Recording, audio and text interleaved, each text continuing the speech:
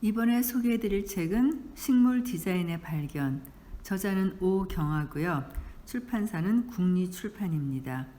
오경화는 가든 디자이너로서 많이 알려진 사람이죠. 시골에 조그만 정원을 갖고 있는 저도 오경화 씨 책을 여러 권 읽었는데요. 어쩌다 보니까 제가 안 봤는데 너무 표지가 예쁜 책이 있어서 도서관에서 덥석 집어왔어요. 보니까 그림도 직접 오경화 씨가 그렸고요. 각 꽃의 종류를 어떤 특징을 갖고 있는지, 어떤 꽃과 배합하면 아름다울지 여러 가지 설명을 자세하게 해놨더라고요. 이 책을 읽고 나면 저희 정원이 조금 더 업그레이드된 모습으로 변하지 않을까 싶은 기대감으로 갖고 왔습니다. 이 책을 먼저 소개해드리기 전에 제가 이 책을 골랐던 가장 결정적인 것은 첫 장의 제목이요. 소제목이긴 하지만 정원은 식물 수집 전시장이 아니다 였어요. 정원을 가지신 분들이 모두 공감하는 내용일 것 같은데요. 정원을 갖다 보면은 무조건 새로운 거, 남들 없는 건 다 갖다 심고 싶은 욕심이 그렇게 커지더라고요. 그러다가 이 말을 보니까 그래서였구나 라는 생각이 드는 거예요. 저는 그동안 정원을 가꾸는 것이 아니라 무슨 수집 전시장처럼 무조건 많이 그렇게 채우려고만 했던 거거든요. 이 책을 읽고 나면 저희 집 정원이 좀 달라지지 않을까요? 뭔가 고품격으로 업그레이드 되는 것 같은? 자, 그럼 이 책의 내용을 살펴보겠습니다. 이 책은 모두 6장으로 이루어져 있는데요. 첫 번째는 정원은 식물 수집 전시장이 아니다. 두 번째, 디자이너의 눈으로 식물 다시 보기. 세 번째, 자생지로 식물 조합하기. 네 번째, 계절별로 식물 조합하기. 다섯 번째, 나만의 식물 디자인 스타일 찾아가기. 여섯 번째, 초본 식물 하나하나의 과학적 공부를 통해 식물 디자인이 가능하다입니다. 그러면 한 장 한 장 그 중요한 내용들을 살펴보면서 이 책을 정리해 보겠습니다. 챕터 1. 정원은 식물 수집 전시장이 아니다. 식물원과 수목원은 식물을 수집하여 전시하는 대표적인 공간이다. 식물에 대한 연구와 보존이 필요하기 때문이다. 사람마다 정원을 만들고 가꾸는 목적은 각기 다를 수 있다. 그러나 정원의 목적이 연구와 보존이 아닌 우리의 주거지를 더 한층 아름답게 만들기 위해서라면 그저 식물을 수집하는 차원에서 벗어날 수 있어야 한다. 식물을 심는 것 자체도 예술의 표현이기 때문이다. 즉 어떤 식물을 어떤 주제로 어떻게 조합하여 심을 것인가는 매우 중요한 정원 예술의 한 축이다. 이것을 식물 디자인이라는 개념으로 이해하면 좋을 것 같다. 식물을 조합하고 조율하여 인간의 쓸모와 미적 감각에 맞게 디자인한 역사는 고대 문명이 발달했던 메소포타미아, 이집트, 로마로까지 거슬러 간다. 자칫 정원을 자연 그 자체로 오해하는 경우도 많지만 정원은 매우 강렬한 아트, 인간 예술의 영역이다. 다만 그 연출의 방식이 자연의 모방에 좀 더 집중했던 문화와 인간적 창의력을 선호했던 기호의 선택이 있을 뿐이다. 하지만 자연의 모방이든 정형성을 기초로 한 인간의 창의력이든 정원의 문화가 순수 미술과 같은 본격적인 예술의 영역으로 자리 잡게 된 지는 그리 오래되지 않았다. 정원의 역사에서는 그 시작점을 19세기 말 영국의 가든 디자이너 거트루드 지킬의 초본 식물 디자인으로 본다. 그렇다면 거트루드 지킬의 식물 디자인은 기존의 전통 서양 정원과 어떤 점이 달랐을까? 거트루트의 활동 시기는 인상주의 화가가 활동했고 산업혁명의 대량 생산을 반대하는 소규모 수공 예술 부흥 운동인 아트 앤드 크래프트가 전성기에 이르렀을 때였다. 지킬은 이 사조를 정원의 세계에 접목시킨 예술가로 볼 수 있다. 그녀의 식물 디자인은 정원을 순수 예술의 경지로 끌어올려 인상주의 화가가 그린 화폭에서나 발견할 수 있는 색과 구도를 식물을 통해 만들어냈고 소멸할 수 있고 다시 탄생할 수 있는 지금껏 없었던 새로운 개념의 예술을 탄생시켰다. 이런 거트루드 지킬의 식물 디자인을 이후 초본 식물 화단의 예술 혹은 아트 앤 크래프트 정원이라 부른다. 거트루드 지킬은 초본 식물군이 지니고 있는 현란한 잎과 꽃의 형태 그리고 무엇보다 물감보다 더 화려한 식물의 색감에 주목했다. 초본 식물마다 각기 다른 잎과 꽃의 형태, 색을 어떻게 조합하느냐에 따라서 마치 화가가 그린 화폭처럼 예술적 표현이 가능했기 때문이다. 거트루드 지킬이 쓴 책과 남겨놓은 사진을 보면 그녀가 이 초본 식물을 색으로 조합한 흔적들을 역력히 볼 수 있다. 예를 들면 보라, 분홍, 하양, 은청, 자주의 조합은 부드러우면서도 차분한 분위기를 표현하고 노랑, 주황, 진한 빨강의 조합은 강렬하면서도 활동적이다. 거트루드 지킬은 이런 일련의 색상 조합을 화단 속에서 다양하게 시도했다. 더불어 잎이 주는 서로 다른 질감의 차이를 이용한 디자인도 즐겼다. 예를 들면 크고 넓적한 잎을 지닌 식물은 되도록 무늬가 있는 종을 사용해 질감을 좀 더 가볍게 만들어주고 이 잎과 어울리는 강렬한 색의 꽃을 피우는 식물을 함께 배치하는 등의 원리를 이용했다. 화가는 화폭 속에 사물을 배치하고 어떤 색으로 표현할지를 고민한다. 식물 디자인의 세계도 정확하게 같은 작업이다. 어떤 사물을 어떻게 배치하고 어떤 색으로 표현할지를 고민하고 창조해가는 것이다. 두 번째 챕터, 디자이너의 눈으로 식물 다시 보기. 우리가 식물을 좋아하는 이유는 무엇일까? 식물이 피우는 꽃, 잎, 형태에서 특별한 아름다움을 느끼기 때문이다. 그런데 지금까지 이 아름다움을 개별적인 것으로 봐왔다면 이제는 특정 식물을 함께 썼을 때 어떤 효과가 생기는지에 대한 조합의 관점에서 다시 볼 수 있어야 한다. 그러려면 식물 하나하나가 지닌 형태, 색, 질감의 특징을 잘 알고 이를 이용해 조합했을 때의 느낌을 찾아야 한다. 식물이 지닌 각각의 아름다운 요소를 어떻게 배합하고 조정하여 혼합했을 때 아름다울지를 찾아내는 일이 식물 디자인의 가장 중요한 요소라고 볼 수 있다. 이 작업을 잘 해내기 위해서는 식물을 희귀성이나 특정 부분만 보던 관점에서 형태, 색감, 질의 차원으로 다시 구별하여 훈련하는 연습이 우선적으로 필요하다. 먼저 식물의 형태로 분류하여 기억하자. 지금까지 정원에 어떤 식물을 심을지 그 선택의 기준이 무엇이었는지를 생각해보자. 물론 식물이 각각 지니고 있는 특별한 매력 때문일 것이다. 그렇다면 막연하게 그냥 예쁜 것 같아서라는 애매함을 좀 더 정확하게 구별할 필요가 있다. 특별히 꽃이 예뻤는지, 그렇다면 그 꽃은 어떤 형태와 색을 지니고 있었는지, 혹은 꽃보다는 잎이나 열매 등에서 매력적인 요소를 발견한 것은 아니었는지. 사실 식물이 피어내는 꽃만 해도 그 형태가 각양각색이긴 하지만 어느 정도는 비슷한 형태로 묶어줄 수 있다. 그렇다면 어떤 조합으로 어떻게 심었을 때 정원이 좀 더 아름다울 수 있을까? 그 조합의 노하우를 익히기 위해서는 우선적으로 식물을 어느 정도 그 형태별로 분류하여 특징을 이해하는 디자인적 시각이 필요하다. 먼저 데이지 형태의 꽃을 피우는 식물군. 가운데 아주 작은 꽃이 모여있는 중심부가 있고 그 주변으로 잎이 변형된 꽃잎이 크게 원을 그리며 태양을 담은 형태로 피어나는 꽃이다. 둥글고 꽃의 생명이 선명하고 화려한 것이 특징이다. 또 식물 전체 크기에 비해서 대부분 큰 꽃을 피우기 때문에 화단에서도 단연 눈에 가장 잘 띈다. 때문에 지나치게 많은 양을 반복해서 쓸 경우 대형 간판이 지나치게 많은 것처럼 눈을 자극시키는 단점이 있다.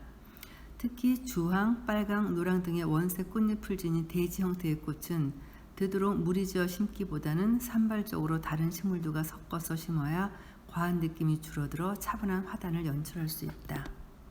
두 번째, 칼처럼 뾰족하고 길쭉한 잎을 지닌 식물군. 외떡잎 식물의 가장 큰 특징인 잎이 칼처럼 뾰족하면서 길쭉하게 자라는 타입의 식물군으로 꽃은 초롱의 형태로 피어날 때가 많다. 잎이 옆으로 번지는 타입이 아니기 때문에 날씬한 몸집의 사람을 연상시킨다. 꽃은 잎과 줄기를 따라 수직으로 올라가며 연이어 피어난다. 크게 눈에 띄는 꽃을 피우는 것은 아니지만 은은하면서도 고급스러운 매력이 있다. 혼자 단독으로 쓸 경우에는 날씬해 외세어 보일 수 있으므로 적어도 3에서 5포기 정도는 무리지어 한 무더기로 심어주는 것이 좋다. 이 형태의 식물군으로만 연출하게 되면 내추럴한 느낌은 강하지만 화려함이 줄어들기 때문에 사계절 식물의 꽃을 즐기려는 화단에서는 화려한 데이지 형태의 식물과 혼합하여 심어주면 서로의 장단점을 보완할 수 있다. 세 번째, 꼬리 형태의 꽃을 피우는 식물군. 동물의 꼬리와 비슷한 형태의 꽃을 피우는 식물군으로 마치 잔털이 돋아난 듯한 느낌을 준다. 데이지 형태의 꽃, 초롱꽃과는 확연하게 다른 느낌의 꽃이다. 이 식물군은 대부분 큰 잎보다는 가늘고 좁고 작은 잎을 지니고 있기도 하다. 때문에 마치 땅에서 꼬리가 솟아오른 듯 보인다. 화려한 꽃은 아니지만 그 형태가 독특하기 때문에 화단에 심겼을 때 마치 굵은 붓으로 터치를 한 것처럼 보인다. 단독으로 쓰기보다는 10포기 정도 무리지어 심어야 효과가 크다. 꽃의 형태가 야생에서 스스로 피는 꽃의 느낌이 강해서 이 식물군을 많이 쓰게 되면 초원을 연상시키는 자연스러운 화단 연출이 가능하지만 꽃의 느낌이 화려하지는 않기 때문에 크기가 작은 화단에서는 다른 화려한 형태의 식물군을 혼합하여 쓰는 것이 좋다. 네 번째, 우산 형태의 꽃을 피우는 식물군. 꽃대가 높게 솟아오른 후 우산을 펼친 듯 살이 갈라지며 작은 꽃이 무리지어 피어나는 형태의 식물군이다. 무리지어 피어나기 때문에 큰 꽃으로 보이기도 하지만 작은 꽃이 모여 있어 둔탁한 느낌이 덜하고 또 공중에 떠 있는 듯이 보여 어떤 식물과 혼합해도 잘 어울린다. 특히 흰색, 보라색, 연두색 등으로 화려하지 않은 색의 꽃을 피우는 우산 형태의 꽃은 무리지어 크게 영역을 확보하여 심기보다는 개별적으로 화단 전체에서 골고루 흩뿌리듯 다른 식물들 사이사이에 심어주면 좋다.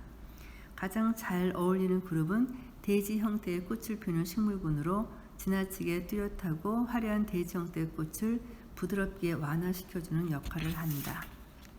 다섯 번째, 굵고 뚜렷한 형태의 잎을 지닌 식물군. 꽃보다 잎의 관상 효과가 더 뚜렷하다. 잎을 보는 식물들은 상당수가 그늘에서 자생한다. 잎이 넓고 클 뿐 아니라 하트, 손바닥, 톱니바퀴, 부채 모양 등으로 그 형태가 다양하면서도 뚜렷하다. 더불어 잎이 초록색 외에도 연한 녹색, 짙은 초록색, 청색 등으로 다양한 초록의 톤을 기대할 수 있다. 잎을 이용한 디자인을 할 때는 잎의 크기를 이용하는 것이 일반적이다. 큰 잎과 곱고 가는 잎을 혼합하여 쓰게 되면 같은 잎이지만 다양한 변화를 줄 수 있고 특히 잎에 특정한 색과 무늬가 있는 품종을 선택하면 자칫 무거울 수 있는 초록의 화단 색채를 밝게 변화시킬 수 있다. 더불어 진한 자주색을 띠는 잎 등을 활용하면 마치 잎 자체가 꽃처럼 보여 다채로운 색의 구성도 가능하다. 여섯 번째, 갈대 형태의 식물군. 매우 가늘고 긴 잎을 지닌 외딴잎 식물군으로 꽃은 거의 눈에 보이지 않을 정도지만 씨가 맺히는 과정에서 독특한 이삭 모양을 갖는다. 동물의 꼬리처럼 생긴 이삭의 형태도 있지만 벼와 보리처럼 굽어지는 줄기 끝에 마치 송이가 매달리듯 열리는 이삭도 있다. 잎은 자연스럽게 굽어지는 형태로 워낙 가늘고 곱기 때문에 잔 바람에도 소리를 내며 출렁거린다. 잎에 줄무늬가 있거나 자색, 청색 등으로 초록에서 벗어난 색상도 많다. 갈대 형태의 식물은 어떤 식물군보다 야생의 느낌이 강하기 때문에 화단에 심어주면 내추럴한 느낌이 강해진다. 다만 이 식물군으로만 연출하게 되면 지나치게 볼륨이 강해지는 데다 색상이 단조로워질 수밖에 없어서 대지 형태의 식물군, 초록꽃 형태의 식물군과 혼합하면 좀 더 화려해진다. 이번에는 식물을 색의 조합으로 생각해보자. 식물의 색을 이용하기 위해서는 우선 색에 대한 이해가 필요하다. 노랑, 빨강, 파랑의 삼원색과 여기에서 파생된 6가지 색상화는 서로 인접해 있는 색과 마주보는 보색이 있다. 특정한 색의 조합이 우리에게 정서적 영향을 미친다는 이론은 문인 괴테에 의해 주장된 학설이다. 그는 특정 색의 결합이 인간의 정서를 다르게 자극한다고 말했다. 예를 들면 하양, 파랑, 보라, 연한 분홍의 조합은 차가운 색으로 우리의 정서를 안정시키는 효과를 가져오는 반면 노랑, 빨강, 주황, 초록의 조합은 우리의 뇌를 자극하고 활동하게 한다는 이론이다. 괴테는 그 외에도 노랑은 경고, 빨강은 흥분, 파랑은 고요함, 초록은 편안함을 느끼게 한다는 이론을 제기하기도 했다. 색을 통해 좀 더 아름다운 식물 구성을 하고 싶다면 일단 평소 색에 대한 관찰과 실험을 통해 다양한 색의 조합을 눈에 익히는 것이 좋다. 화가들이 그린 그림을 연구해 보는 것도 큰 도움이 된다. 화가들은 보색, 인접색 혹은 자신이 직접 만들어내는 색상 조합을 사용해 화폭에 큰 인상을 남긴다. 식물 디자인도 물감 대신에 식물의 색을 활용해 이런 조합이 가능하다. 첫 번째, 보색 대비. 서로 마주보는 색 혹은 보완하는 색으로 불리는 색의 조합을 말한다. 일반적으로 6가지 색상을 기본으로 보라와 노랑, 주황과 파랑, 빨강과 초록을 보색의 관계 혹은 보색 대비의 결합이라 한다. 모네는 보색 대비에 대해 홀로 있을 때보다 함께 썼을 때 가장 강렬해질 수 있는 색의 결합이라고 표현했다. 식물 디자인에서 만약 꽃이나 잎의 색상을 보색 대비로 연출하게 된다면 모네의 표현처럼 가장 강렬한 색의 예술을 만들어낼 수 있다. 두 번째, 따뜻하고 온화한 색감. 식물 디자인에서 노란과 주황, 붉은 계열의 색을 조합하면 좀 더 따뜻하고 온화한 화단을 연출하는 일이 가능해진다. 정원 화단에서는 주로 여름 정원 원출에 이 색감이 자주 활용된다. 세 번째, 차분하고 차가운 색감. 파랑, 보라, 하양의 색상이 조합된 상태를 말한다. 이런 색상의 결합은 우리의 정서를 좀 더 차분하면서도 차갑게 만든다고 한다.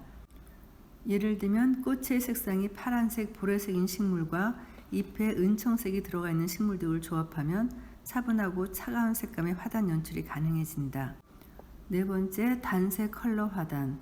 여러 가지 색을 섞지 않고 한 가지 색으로만 화단을 조성하는 기법은 버트루트 직길에 의해 독창적으로 시도된 것으로 보고 있다.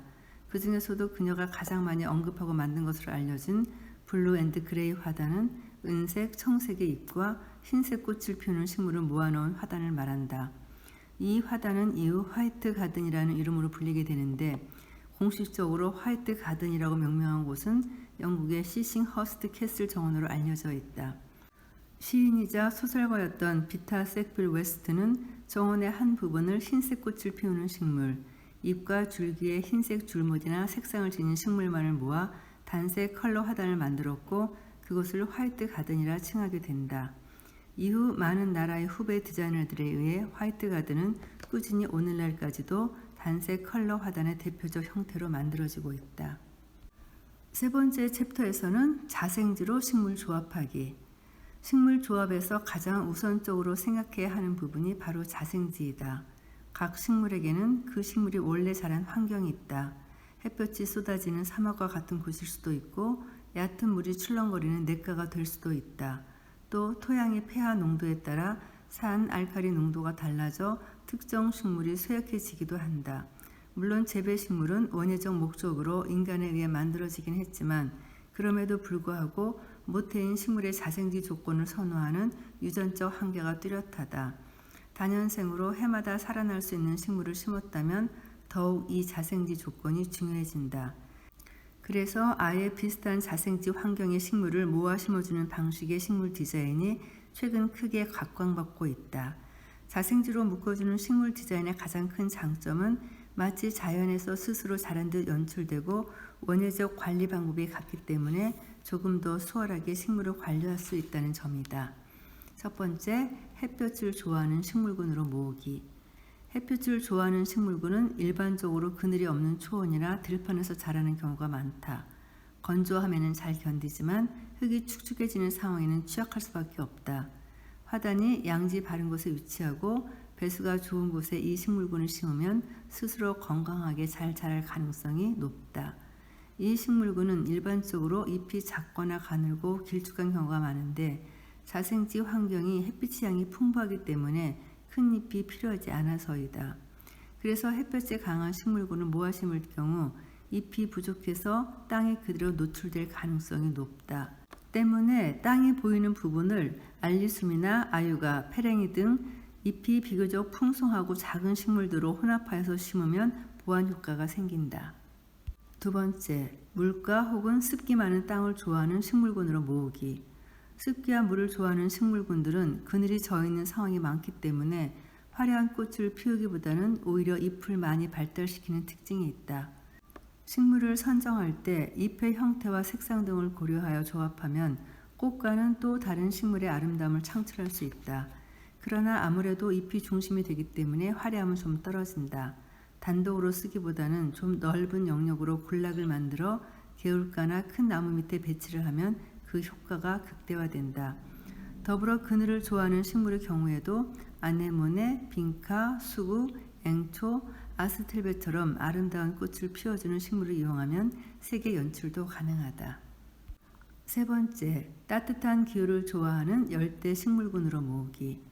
겨울 추위가 있는 우리나라에서는 아열대 기후에서 살아가는 식물군은 다년생이라 할지라도 월동이 어렵다. 하지만 늦봄부터 초가을까지 6개월 정도의 기간을 화려하게 장식하기 때문에 1년생처럼 생각하여 구성하는 것도 좋다. 열대 식물권의 가장 큰 특징은 키가 크고 피어내는 잎과 꽃의 크기가 온대기의 식물과는 확연하게 다르다는 점이다. 덩치만 큰 것이 아니라 꽃과 잎의 색상도 원색으로 화려하기 때문에 다양한 아열대 식물을 혼합하여 열대 식물 화단을 별도로 만든다면 독특하면서도 개성 있는 여름 화단 연출이 가능하다. 네 번째, 초원 식물군 모으기. 지리적으로 초원이란 용어는 아프리카, 미국 등의 사바나 기후에 특화된 지형을 말한다. 높은 산과 계곡이 있는 지형이 아니고 평평한 땅에 큰 나무 없이 1m 미만의 풀들이 수평선을 이룰 정도로 광대하게 퍼져 있는 곳에 자생한다. 때문에 이곳에서는 주로 초식동물들이 이 풀을 먹이 삼아 살아간다. 최근 이 초원을 모방한 화단 연출이 각광을 받고 있는데 자생력이 강한 식물을 쓰기 때문에 기존 재배종을 많이 쓴 화단에 비해 관리가 쉽고 생존력이 뛰어나고 내추럴한 연출이 가능해 정원을 좀 더 자연 친화적으로 만들어준다. 그러나 다소 정되지 않고 때로는 품종에 따라 잡초와 같은 특징을 지닌 식물도 있기 때문에 그 구성에 있어 주의가 필요하다. 이어지는 네 번째 챕터에서는 계절별로 식물 조합하기 편입니다. 모든 나무와 풀은 꽃을 피워내고 씨나 열매를 맺는다. 하지만 그 시기는 식물마다 각각 다르다. 눈 속에서도 꽃을 피울 정도로 이른 봄에 잎보다 먼저 꽃을 피우는 식물도 있고 봄, 여름, 심지어 늦가을, 초겨울까지도 꽃을 피워내는 식물도 있다. 이렇게 식물이 꽃을 피우는 시기가 다른 이유는 수분 경쟁 때문이다. 수분을 맺어주는 곤충과 동물들에게 자신을 더 돋보이게 하고 혹은 독점권을 갖기 위해서다. 문제는 이런 식물의 성장 주기를 제대로 파악하지 못하고 디자인했을 경우 식물을 아무리 형태, 색, 질감으로 디자인했다 해도 같은 시기에 꽃이 피어나지 않는 등의 실패를 가져올 수 있다. 때문에 식물 디자인을 하기 전 우선 언제 식물이 잎과 꽃, 씨앗을 맺는지 등의 계절에 따른 특징을 잘 파악하는 것이 필요하다. 따라서 적어도 계절별로 화단을 봄, 여름, 늦여름, 초가을로 구별하니 이 안에서 다시 주제별로 식물 조합을 구성해야 머릿속에 그려낸 풍경을 정원에서도 똑같이 만날 수 있다. 먼저 봄에는 이런 식물로 조합해 보세요. 봄 화단 식물 디자인 요령. 봄의 화단에서 제일 중요한 관건은 땅의 관리다. 맨 땅에 듬성듬성 식물이 꽃을 피우면 아무리 아름다운 꽃이라 해도 화단 자체가 아름답게 연출될 수 없다. 특히 봄 식물의 잎은 여름보다 훨씬 더 작고 그 수량도 적기 때문에 꽃만 두드러지고 화단은 비어있는 듯한 느낌이 많이 든다. 이런 단점을 없애는 것이 봄 화단 식물 디자인의 가장 큰 관건이다. 때문에 우선 봄의 식물은 대부분 한두 포기씩 홀로 심기보다는 무리지어 대량으로 심어주는 것이 요령이다. 더불어 꽃만 생각하지 말고 잎이 풍성한 식물에 대한 배려도 필요하다. 예를 들면 봄맞이, 아유가, 호스타, 돌단풍, 헤우케라 등은 잎 자체가 풍성하고 촘촘하기 때문에 지면을 잘 장식해준다. 이런 지면 덮어주기 식물들 사이를 뚫고 튤립, 수서나, 크로커스, 히아신스 등이 자리를 잡으면 화단 전체가 풍성하게 연출된다. 더불어 하이라이트 식물 선정은 반드시 색채, 형태, 질감에 대한 고려를 잊지 말아야 한다. 예를 들면 수선화의 경우도 노란색 꽃 외에 흰색, 트럼펫 부분의 혼합색이 매우 다양하고 튤립의 경우는 헤아릴 수도 없는 다양한 색감을 선택할 수 있다. 색의 취향을 먼저 정하고 그 선택된 취향에 맞게 하이라이트 식물과 배경식물을 골라서 배합하는 것이 요령이다. 여름 화단 식물 디자인 요령. 여름 화단은 식물의 키 순서를 잘 생각해서 배치해야 한다. 봄에 싹이 나올 때에는 작은 새싹에 불과하지만 성장이 시작되면 1m를 넘기도 한다. 이런 큰 키의 식물을 화단 앞줄에 배치하게 되면 키가 작은 식물을 가려 화단 구성에 문제가 생긴다. 식물을 때로는 그룹으로 묶고 때로는 산발적으로 흩어지게 해서 전체 화단의 분위기를 고려한 디자인이 필요하다. 날씬하면서도 볼륨이 적은 식물군은 홀로 쓰기보다는 무리지어 심는 것이 좋다. 붓꽃, 펜스테몬, 살비아, 앙겔로니아, 라벤더, 원추리, 백합 등은 무리지어 심어주면 볼륨감이 생긴다. 대지 형태의 꽃을 피우는 헬레니움, 헬리안투스, 코스모스, 루드베키아도 물이 주어 심어주면 효과가 뛰어나다. 이때 지나치게 화려해질 수 있음을 고려해서 공중에 떠서 우산 형태로 꽃을 피우는 당근, 앙겔리카, 베르베나, 보나리 안시스 등을 산발적으로 흩어지게 넣어주어 전체의 분위기를 부드럽게 잡아주는 것도 좋다. 갈대도 대표적인 여름 화단을 장식하는 식물군이다. 갈대를 다른 재배식물과 함께 사용할 때는 특히 자생력이 너무 강해서 다른 식물들을 덮을 수 있다는 점을 주의해야 한다. 화단에 함께 심어줄 경우 해를 거듭할수록 갈대의 세력이 커져 결국은 다른 식물을 사라지고 갈대로 점령될 가능성이 높기 때문에 몇 년에 한 번씩 갈대 식물은 뿌리를 캐내 양을 줄여 다시 심어주는 작업도 필요하다. 그리고 늦여름, 초가을 화단 식물 디자인 요령. 늦여름과 초가을 화단 연출에서 중요한 점은 꽃만을 염두에 둘 수 없다는 점이다.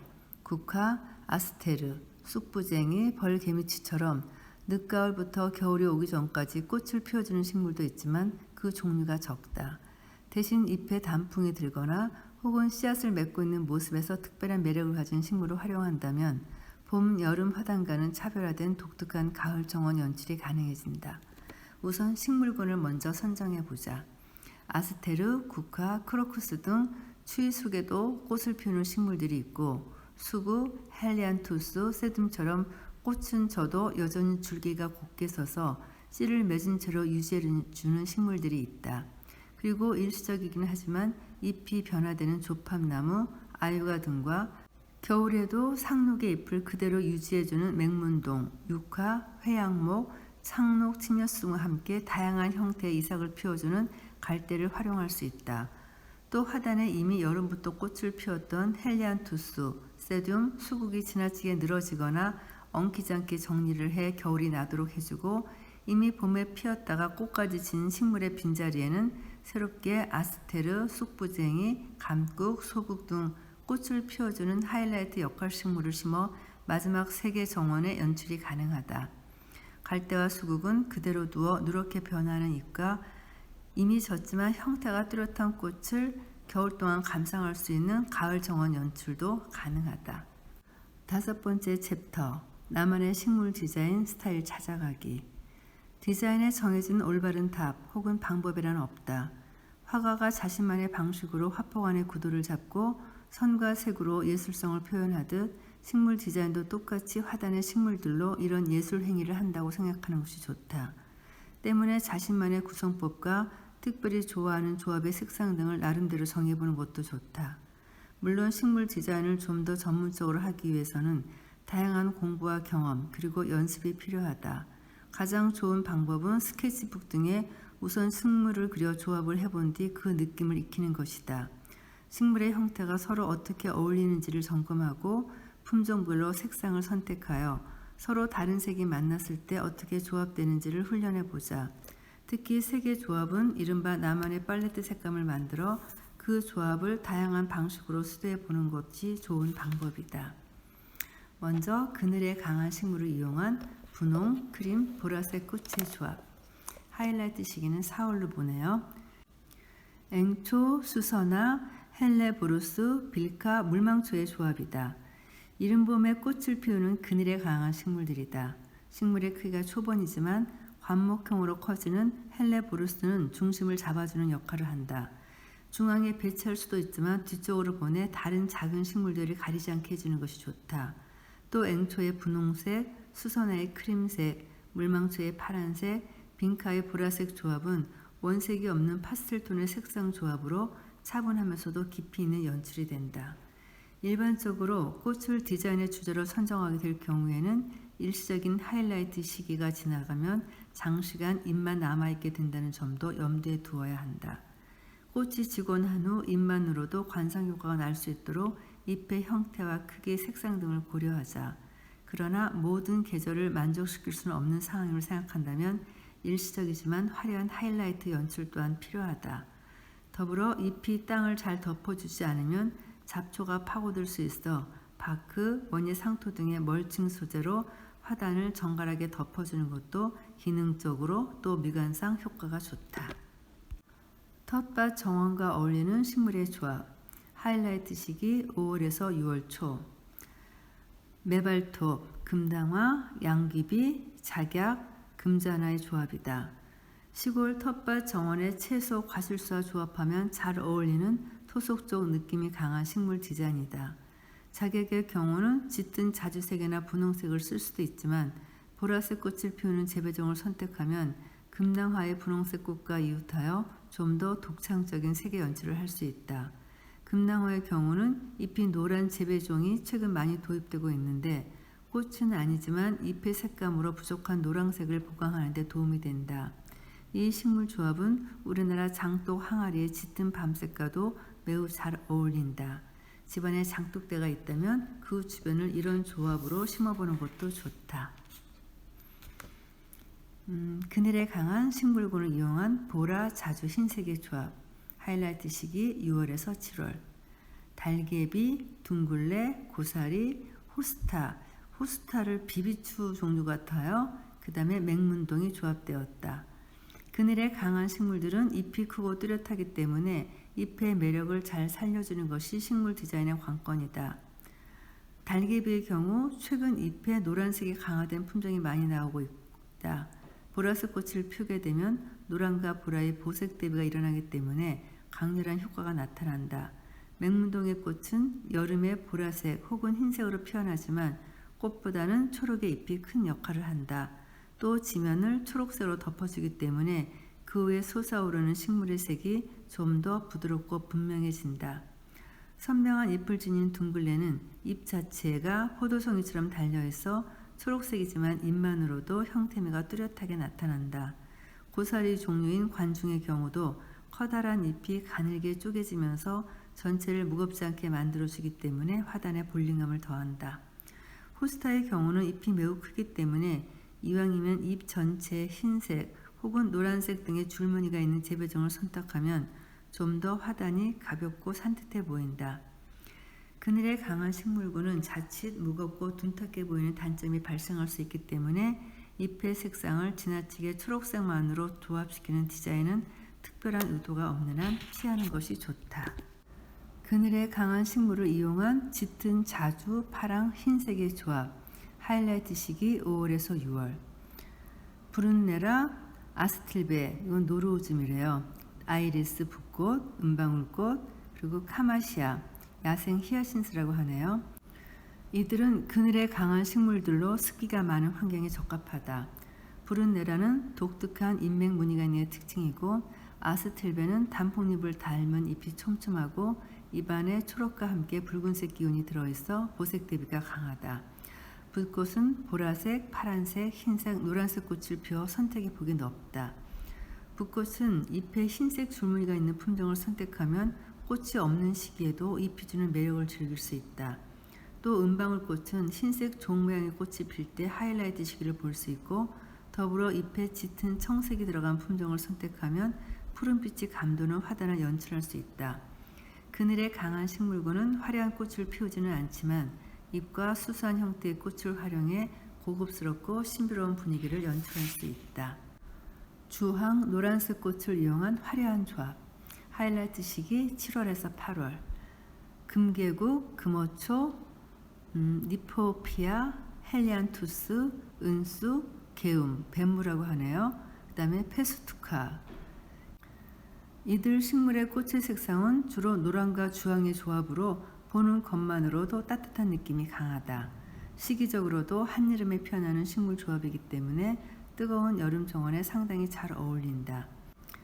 지면을 덮어주는 하부 식자가 부족할 수 있기 때문에 은청색 은쑥이나 은사초를 보강하여 좀 더 부드러우면서 지면까지 덮어주는 기능을 확보하면 더욱 효과적이다. 그리고 제가 마지막으로 고른 초가을 국화과 식물을 이용한 수수한 식물 조합입니다. 하이라이트 시기 9월에서 10월. 구절초, 층꽃나무, 캐모마일, 아스테르, 백묘국, 소초, 그리고 커리 플랜트의 조합입니다. 가을에 꽃을 피우는 들국화와 재배국화는 겨울이 오기 전까지 화단을 아름답게 연출해주는 중요한 하이라이트 식물이다. 그리고 보라색 데이지 형태의 꽃을 피우는 쑥부쟁이, 벌, 개미치를 포함시키는 것도 가능하다. 캐모마일은 대지 형태의 꽃이지만 크기가 작아 구름 모양을 형성해서 화단을 좀 더 내추럴하게 만들어준다. 아스테르는 별 모양의 보라색 꽃으로 구절초와 캐모마일의 흰색과 부드러운 조화를 만들어주고 백뮤국의 흰색 잎과 줄기는 화단을 부드럽게 만들어준다. 수호초의 초록은 백뮤국과 매우 다른 진한 초록색이기 때문에 두 식물이 하우 식물로 혼합됐을 때 강렬한 대비를 만들어낼 수 있다. 구절초가 자칫 늘어질 수 있기 때문에 초여름의 줄기를 과감하게 잘라주어 키를 낮춰주는 것도 화단을 좀 더 균형 있고 정갈하게 연출할 수 있는 방법이다. 저도 정원에 이것저것 심다 보니까 이 책에서 다루는 꽃들이 상당수가 있는데요. 이 책에서 제시하는 여러 식물들 조합 중에서 가장 어울리는 것들로 다시 한번 재구성을 해봐야 될 것 같아요. 아마 자리도 좀 옮겨야 될 것 같고요. 그리고 무엇보다도 종류를 조금 더 보강해야 될 것 같고요. 아무튼 이 책을 읽었으니까 다음에 정원은 좀 더 아름다운 모습으로 업그레이드 되겠죠? 정원 가꾸는 것에 관심이 많은 독자들에게도 이 책이 정원 가꾸기 시작의 출발점이 되었으면 좋겠습니다. 감사합니다.